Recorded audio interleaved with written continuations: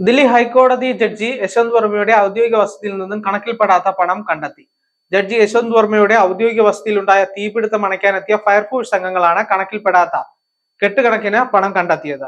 ഡൽഹിയിൽ ഔദ്യോഗിക വസതിയിലുണ്ടായ തീപിടുത്തത്തെ തുടർന്നാണ് നാടകീയ സംഭവങ്ങൾ അരങ്ങേറിയത്. തീപിടുത്തമുണ്ടായപ്പോൾ ജസ്റ്റിസ് വർമ്മ ഔദ്യോഗിക വസതിയിൽ ഉണ്ടായിരുന്നില്ല. കുടുംബാംഗങ്ങൾ അറിയിച്ചതിനെ തുടർന്നാണ് ഫയർഫോഴ്സ് എത്തി തീ അണച്ചത്.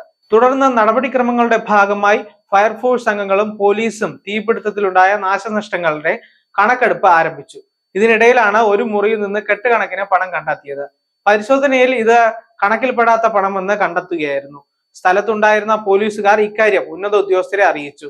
തുടർന്ന് വിഷയം അതിവേഗം കേന്ദ്ര ആഭ്യന്തര മന്ത്രാലയത്തിന്റെ ശ്രദ്ധയിലെത്തി. തുടർന്ന് കേന്ദ്ര സർക്കാർ ഇക്കാര്യം ശ്രദ്ധയിൽപ്പെടുത്തിയതോടെ ചീഫ് ജസ്റ്റിസ് സഞ്ജീവ് ഖന്ന അടിയന്തരമായി സുപ്രീം കോടതി കൊളീജിയം വിളിച്ചു ചേർത്തു. ജസ്റ്റിസ് യശ്വന്ത് വർമ്മയെ അലഹബാദ് ഹൈക്കോടതിയിലേക്ക് തിരിച്ചയക്കാൻ കൊളീജിയം തീരുമാനിച്ചതായാണ് സൂചന. അതേസമയം ജുഡീഷ്യറിയുടെ വിശ്വാസ്യതയെ കളങ്കപ്പെടുത്തിയ ജസ്റ്റിസ് യശ്വന്ത് വർമ്മയുടെ രാജിവെക്കാൻ ആവശ്യപ്പെടണമെന്ന് നിർദ്ദേശിക്കണമെന്ന് കൊളീജിയത്തിലെ ചില അംഗങ്ങൾ ആവശ്യപ്പെട്ടു.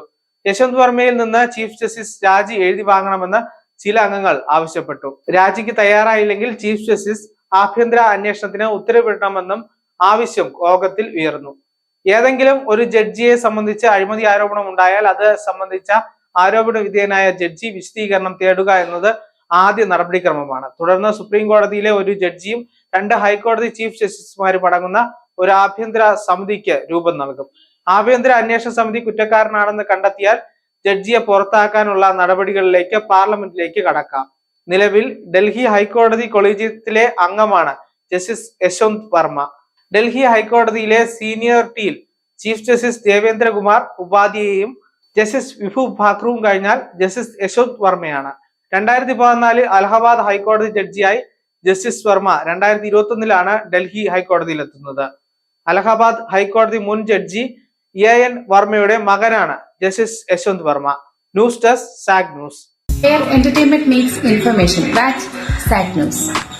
നേരിന്റെ വാർത്തകൾ നിങ്ങളുടെ വിരൽത്തുമ്പിലെത്താനായി സാഗ് ന്യൂസ് ചാനൽ സബ്സ്ക്രൈബ് ചെയ്തും ഷെയർ ചെയ്തും ഒരു ശരിയായ മാധ്യമ നിലപാടിനൊപ്പം നിൽക്കാൻ ഞങ്ങൾ നിങ്ങളെ ക്ഷണിക്കുന്നു.